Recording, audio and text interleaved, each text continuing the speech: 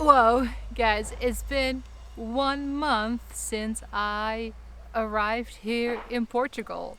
It's hard to believe that this month flew by. Time has gone so fast. Yeah, it's a really odd feeling, and I can't really put my finger on it what it is. I guess it's because we've been so busy doing all kinds of things that, yeah, I haven't really had time to sit down and process everything. And since it has been a month, I thought I would share with you guys how that month has been, what I've done in and around the house, outside the house, and all the other things that I've done to make sure I can actually be here and live here in, yeah, like a comfortable way. Let's get started with the first thing, and really also kind of the most important thing that I've done is that I got registered. I got registered as a resident here of Portugal, and that was actually a really smooth process for me. As you know, I am from the European Union. I was born in the Netherlands, so I have a EU passport, which means I can really live anywhere in Europe. So what I had to do was quite simple too. I had to go to the local police station, like the junta, to let them know where I was going to live and also explain why I am going to live here, what the reason is I want to live in Portugal. And then I submitted that paperwork, and after a couple of days I was able to pick up the form that said, okay, good enough reason, you can come live here, with the stamp signature from the local mayor. And then with that paper I had to go to the bigger town, to the city hall there, to change it over from that paper to the actual being a resident here.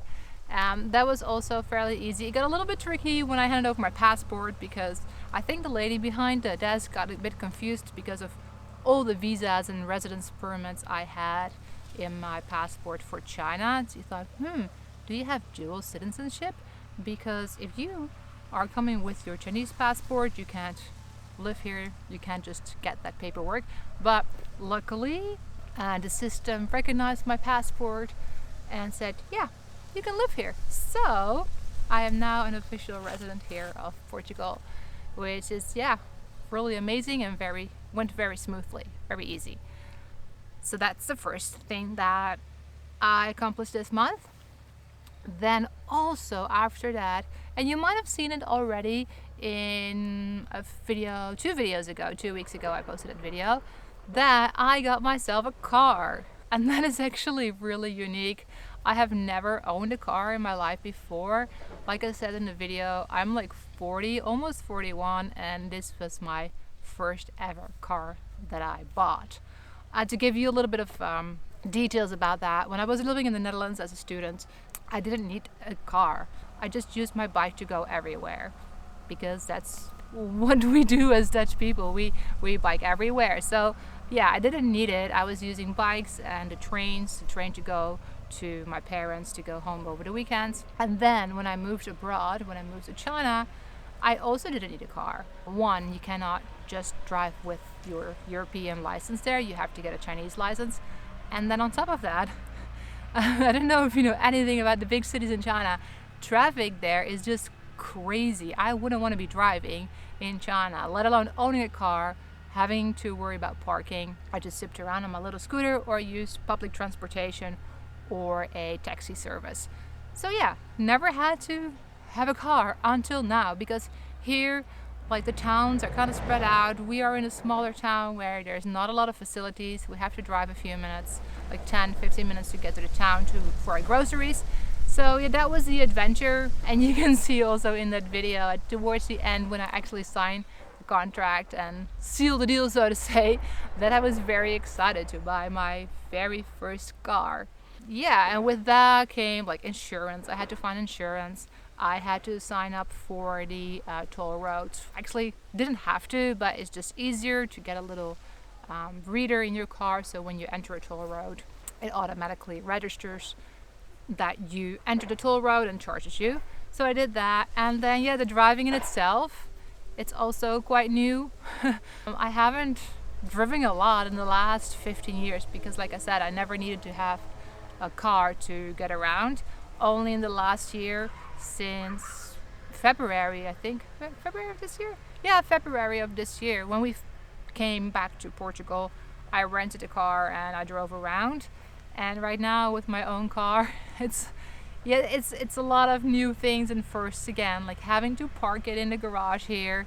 That was actually a whole process, being able to get it in the garage.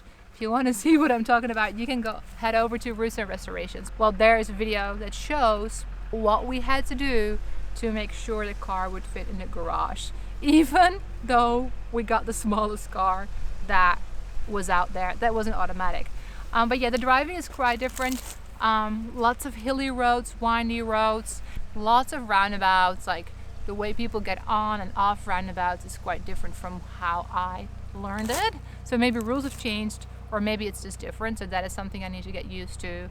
The quality of the roads isn't great everywhere. And then just the way people drive surprised me. Mainly that they get real close to you. I don't understand why. Like, just keep your distance. Give everybody a little bit of space. Everybody's going to be a lot more comfortable. That was the second big thing that I did. I got my car. And then, once I was registered as a resident, I did another really cool thing. I got myself registered as a business owner. I set up a business here because of YouTube, because of GoYvonne, and we have also Roots and Restorations, and then we have another channel, and those channels all fall under one of my businesses. And then the other one that I start, which is like currently my main one, is an online teaching business where I will do online tutoring. I have some clients in China where parents want me to teach their children English online, so that is also what I will be doing, and for now that will be my main source of income. And here in Portugal, when you want to register a business, you have to have a special number that matches with the activities that you do. So because the activities that I'm doing are quite different, one is like online content creation and the other one is teaching online. It's both online, but it's a very different kind of activity. I had to register to two different businesses under my name. Like, all these things that I'm doing now are very adult-like and things that I've never done before, so it's all very exciting. Also a big learning curve because there's all these new things and all these new rules I need to learn about and things I have to think about. So I'm also very excited about the fact that that business, those two are now set up and it's all legal, and I can start working online and be doing it the right way, so to say. Then I want to talk about something that's a little bit different and also new, but on a lot smaller scale, is grocery shopping and the food. Back in China, I was working full-time at a school, and Miguel was in charge of the groceries, so to say. He was the one who would go to the supermarkets, do the grocery shopping, or get the groceries online. And I didn't go to grocery stores, supermarkets all that often. I every now and then would join him on the weekends or just swing by the store if we needed something extra that he couldn't get at the store he went to. But now it's different. Now we're going to the supermarket all the time. We mostly go to Lidl because that's the main store that is in the town that we have. And there's a lot more options. Well, there's not a lot of more options. There's just a lot of different options that I didn't have when I was living in China. So that's very different. And because the options are so different, the diet, the food that I'm eating is also very different from what I was used to. I used to eat a lot of rice, a lot of vegetables, and a lot of noodles, a lot of vegetarian dishes, I would say.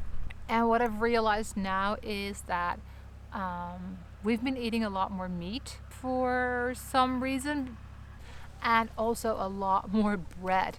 In China, I hardly ever had bread. Every now and then we buy some bread, but it wasn't a daily thing. And right now it's kind of a daily thing, especially at the beginning when we first got here and didn't have a stove yet to cook on. We ate a lot of sandwiches. So that change in diet and going from a lot of rice and a lot of noodles to almost no rice and noodles, and from no bread to a lot of bread, that's kind of a big change and like take some time to adjust. Although I haven't really missed like the food that I was eating back in China. So yeah, that's kind of surprising. I thought I would miss it more. Besides all the paperwork and getting things set up, like buying my car, getting registered here as a resident, setting up the business, setting up the internet, water, electricity, we've also started working on the house a little bit. We've done some things in the house, we've done some things in the garden, which is, yeah, it was a lot of fun. I feel like we did a lot already, and that we're getting things moving, and both Miguel and I can't wait for our shipment to arrive so we can unpack all of our tools and see what we have and what we really need to purchase and get going on the bigger projects. So some of the things that we did, we cleaned the bathrooms that we are using now, and we had some issues with the water there, with the tub. We also cleaned out the rooms that we are currently using. We're not using all of the house. We have 2 rooms that we are really using at the moment, where we're like living and sleeping. We also cleaned out the front of the house, where we had a lot of little bushes that got real big actually and took over the entire entrance of the house, basically, that we chopped up and got rid of to clear up the entrance. And then I couldn't help myself and also start gardening a little bit. And earlier I was sitting at the patio eating dinner and looking out on the patio where I had my cucumbers, my beets, got some basil. I tried to save some strawberry plants, and I was looking at it and it's like, oh yeah, I really like that, like taking care of these plants and seeing them grow. Yeah, that really keeps me going. I'm really motivated by that. I love the garden, I love planting, so it's great that I can do a little bit of that already. Another thing that I noticed and realized is that I have to adjust like my life, is because, well, it is so different, right? I went from a big city to a small town, but I also went from working for a company to working for myself. And I am learning how to manage my time and how to balance that and not take it all as vacation, but actually do things like plan the lessons for the students I'm tutoring, get the videos edited. So yeah, I'm still finding a balance on how to best manage my time. So that's all of a learning curve too. I'm trying to figure out how that works and how to balance, like working on the house, doing some things in the garden, relaxing versus doing the work that will provide me with an income. Speaking of relaxing, and that's the last thing I want to talk about, because yeah, it's not only getting things sorted and starting little projects in the house and doing little projects in the garden, it is also relaxing a bit. In the past month, we have gone to a little sardine festival that was happening here in the town. We have gone to 1 or 2 markets just to see what people were selling, what those markets are like, and we went to some river beaches as well to explore the area, did a little bit of hiking. So we also have had time for fun and relaxing and is enjoying our lives here, and not only work and keep on going, because that's one of the reasons that we made the change, because we want to enjoy life more and live a slower life. This was the first month in Portugal. Yeah, it's been a roller coaster, not emotional, a little bit, but not as much as I had maybe expected. More of a roller coaster in the sense of all the things that we have done and are doing. If you want to see the things that I've done in the past month, you can head over to the channel and see all the videos that I just uploaded in the past month. If you like this video, give it a thumbs up, leave a comment letting me know what you think of this first month video in Portugal. Thank you for watching, and I hope to see you in the next video. Bye bye.